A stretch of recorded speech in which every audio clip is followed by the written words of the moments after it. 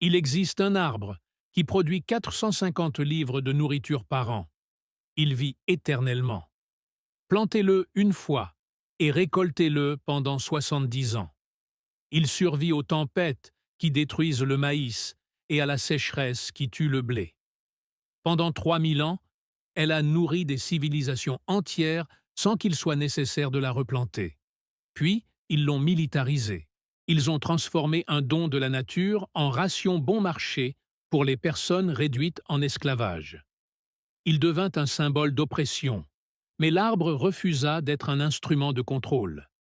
Les personnes réduites en esclavage l'ont rejeté pendant 40 ans. Ils l'ont donné à manger aux cochons.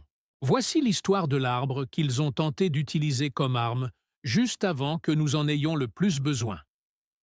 Bienvenue dans le coffre-fort de Nature Lost. Les archives débutent il y a 3000 ans dans l'archipel de Bismarck. Une culture connue sous le nom de l'Aapita, le premier peuple à avoir navigué jusqu'aux confins de l'Océanie. Ils voyageaient en pirogue à balancier, traversant des milliers de kilomètres d'océan sans carte, sans boussole, guidés seulement par les étoiles et les vagues. Ils portaient en eux les fondements de la survie. Des cochons, des poulets, des chiens, du taro, des ignames et un arbre qui nourrirait leurs descendants pendant des millénaires. Des preuves archéologiques provenant de l'île de Pâques révèlent la présence d'outils en obsidienne datant de l'an 1000 de notre ère. Ces outils étaient recouverts de résidus d'amidon. On transformait ce fruit bien avant de sculpter les statues Moai. Le peuple Lepita l'a répandu depuis les îles Salomon, à travers la Polynésie, de la Mélanésie à la Micronésie. Il savait ce que l'agriculture industrielle avait oublié. Il s'agit du fruit à pain, scientifiquement connu sous le nom d'Articarpus altillus. Elle a été conçue par la nature dans un seul but, se nourrir en continu. Un seul arbre produit 450 lilamètres de fruits par saison, 14 000 livres par acre, sans irrigation. En calories par hectare, le fruit à pain fournit 8,3 millions de calories. C'est plus que des pommes de terre. Il égale presque le maïs, la céréale la plus importante au monde. Un seul arbre peut nourrir 2 adultes pendant une année entière. Les Polynésiens l'appelaient ulu, le bâton de vie. Ils ont conservé le fruit à pain fermenté dans des fosses tapissées de feuilles pendant 20 ans. On a rapporté que certaines fosses contenaient des éléments comestibles après plus de 20 ans d'enfouissement.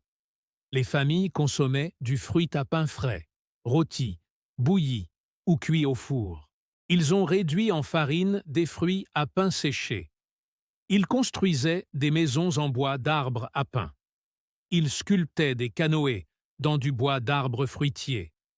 L'arbre a atteint une hauteur de 85 pieds. Ses feuilles massives offraient de l'ombre. Son bois résistait aux termites et aux tarets. Pas de semis, pas de labour, pas d'engrais, juste la récolte. Pendant 3000 ans, c'était normal. Les insulaires du Pacifique ont prospéré. Personne n'a souffert de la faim. Puis les Européens sont arrivés, et ils ont vu quelque chose de différent. Non pas un don de la nature, mais de la nourriture bon marché pour les esclaves. En 1769, le capitaine britannique James Cook arriva à Tahiti avec le botaniste Joseph Banks. Leur mission était d'observer le transit de Vénus, mais Banks fut distrait par un arbre aux fruits énormes suspendu à de hautes branches. Les Tahésiens en mangeaient quotidiennement. Banks a goûté le fruit à pain grillé. Sa texture lui rappelait celle du pain frais. La saveur était douce, farineuse et nourrissante. Banks a calculé qu'un seul arbre produisait suffisamment de nourriture pour nourrir une famille. Il est rentré en Angleterre avec une idée. Les Antilles britanniques étaient affamées. Entre 1780 et 1787, la Jamaïque a subi une alternance d'ouragans et de sécheresses. Les lieux de ravitaillement des esclaves ont été détruits. La Révolution américaine avait interrompu les approvisionnements alimentaires en provenance d'Amérique du Nord. 15 000 personnes réduites en esclavage sont mortes de faim en 7 ans.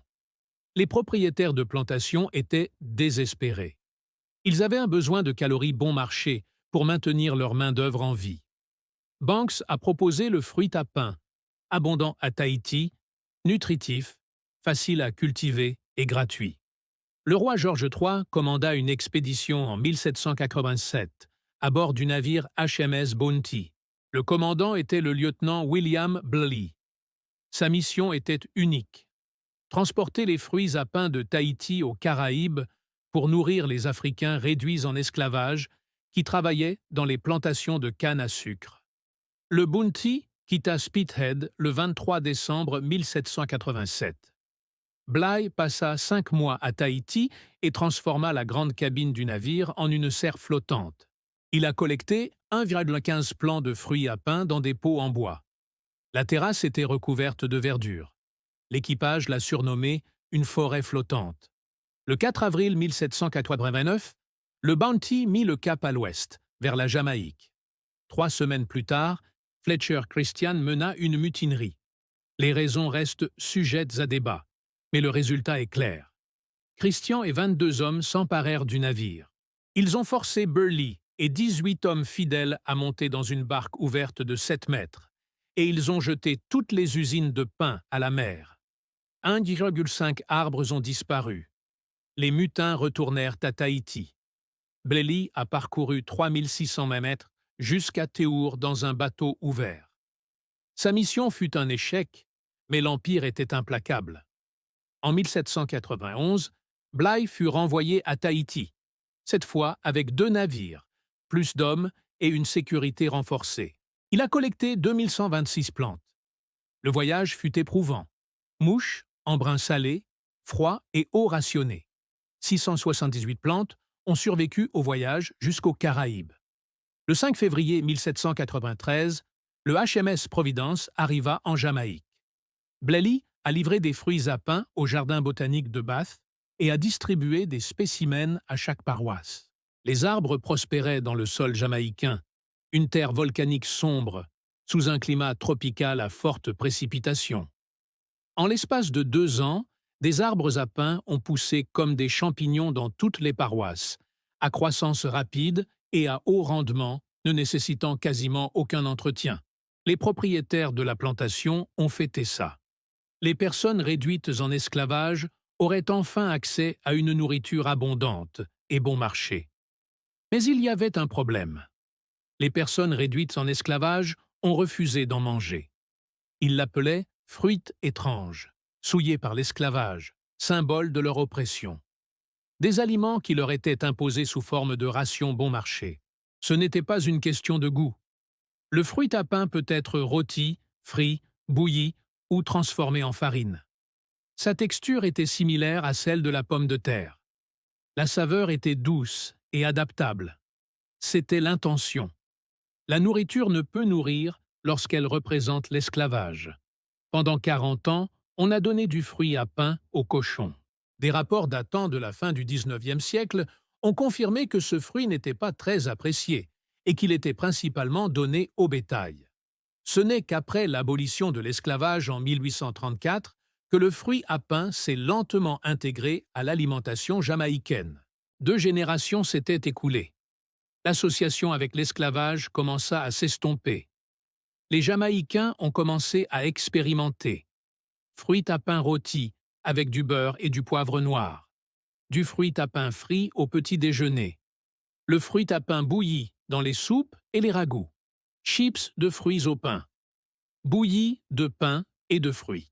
Fruits du pain transformés en farine pour la cuisson. Les descendants de ceux qui l'ont rejeté comme nourriture d'esclaves l'ont transformé en l'âme de la cuisine jamaïcaine. Mais le mal était fait. L'arbre à pain a porté la tâche du colonialisme dans toutes les Caraïbes. Le temps n'a pas pu changer ce qu'est le fruit à pain. Il est riche en glucides complexes, contient plus de protéines que le riz et plus de fibres que les pommes de terre. Il est riche en potassium, magnésium, fer, cuivre et vitamine C. Un arbre produit 450 livres de fruits par saison et 14 000 livres par acre. Contrairement au blé ou au maïs qui doivent être replantés chaque année, Les arbres fruitiers à pin produisent pendant 70 ans. Pas de labour, pas d'engrais, pas de pesticides et pas d'irrigation dans les zones bénéficiant de précipitations suffisantes. Après les ouragans, les arbres se régénèrent à partir de rejets racinaires. L'arbre à pin est résistant au climat et tolérant à la sécheresse une fois bien implanté. Un seul arbre, espacé de 30 pieds, peut nourrir 2 adultes pendant 1 an uniquement grâce aux glucides. En termes de productivité pure, le fruit à pin rivalise avec les cultures modernes les plus performantes, et ce, sans détruire le sol. Mais le fruit à pin reste sous-utilisé. L'agriculture industrielle exige de l'uniformité. Les fruits de l'arbre à pin mûrissent à des moments différents et ne peuvent pas être récoltés à la machine. Le fruit à pin frais se gâte en quelques jours s'il n'est pas réfrigéré ou transformé. Cet arbre ne correspond pas au modèle de l'agriculture moderne. Monoculture, mécanisation, plantation annuelle, intrants chimiques. Le fruit à pin refuse de coopérer. On ne peut pas vendre des graines de fruits à pin à quelqu'un chaque année. L'arbre se propage par bouturage de racines. On ne peut pas breveter un arbre qui existe depuis 3000 ans. On ne peut pas avoir besoin d'engrais pour une plante qui prospère dans un sol pauvre. On ne peut pas taxer quelqu'un pour avoir cueilli les fruits de son propre arbre. Un système alimentaire pérenne qui se régénère de lui-même représente une menace pour une économie fondée sur la rareté. Le fruit à pin est donc considéré comme une espèce envahissante dans certaines régions. Le mot que nous utilisons pour désigner les plantes qui poussent sans autorisation. Mais quelques personnes ont refusé d'accepter que le fruit à pin soit obsolète. En 2003, la botaniste Dr Diane Ragon a fondé l'Institut du fruit à pin au Jardin botanique tropical national de Hawaï. Elle avait passé 20 ans à voyager dans 50 îles du Pacifique, à collecter des variétés de fruits à pin et à documenter les connaissances autochtones. Elle a collecté des matériaux provenant de plus de 600 arbres. L'Institut du fruit à pin conserve aujourd'hui 150 variétés, la plus grande collection de fruits à pin au monde. Depuis 2008, l'Institut a distribué plus de 100 000 arbres dans plus de 40 pays, notamment dans les Caraïbes, en Amérique centrale, en Afrique, en Asie et dans les îles du Pacifique. Des arbres sont plantés dans les cours, les jardins communautaires, les petites fermes, les écoles, les églises et les logements sociaux, contribuant ainsi à la sécurité alimentaire, à la durabilité agricole et à la préservation culturelle. Les modèles climatiques prévoient que plus de 30% des rendements agricoles mondiaux pourraient chuter d'ici 2,50% en raison de la hausse des températures. Pourtant, le fruit à pin a déjà survécu à bien pire. Elle prospère sous la chaleur tropicale, tolère la sécheresse une fois établie, se régénère après les ouragans, pousse dans les sols pauvres, fixe l'azote et séquestre le carbone. Les scientifiques considèrent désormais le fruit à pin comme essentiel à la sécurité alimentaire dans les régions confrontées à l'instabilité climatique. L'ironie est profonde. L'arbre introduit pour nourrir les esclaves devint le symbole de leur liberté. La culture rejetée comme un fruit étrange est devenue l'âme d'une culture. Aujourd'hui, nous dépensons des milliards pour concevoir des semences résistantes au climat. Pourtant, la réponse se trouvait dans le Pacifique depuis 3 millénaires. Un arbre qui rapporte 450 € par an, vit 70 ans et survit aux tempêtes qui ravagent les cultures de maïs et aux sécheresses qui dessèchent le blé. Ce savoir n'est pas perdu. Elle vit dans le sol, dans chaque rejeton et chaque jeune plant, chez chaque agriculteur qui plante un arbre et récolte tout au long de sa vie. Si cette vidéo vous a apporté quelque chose, abonnez-vous à Nature Lost Vault et activez les notifications. Chaque j'aime et chaque partage contribuent à préserver ce savoir. Le prochain coffre-fort ouvrira bientôt.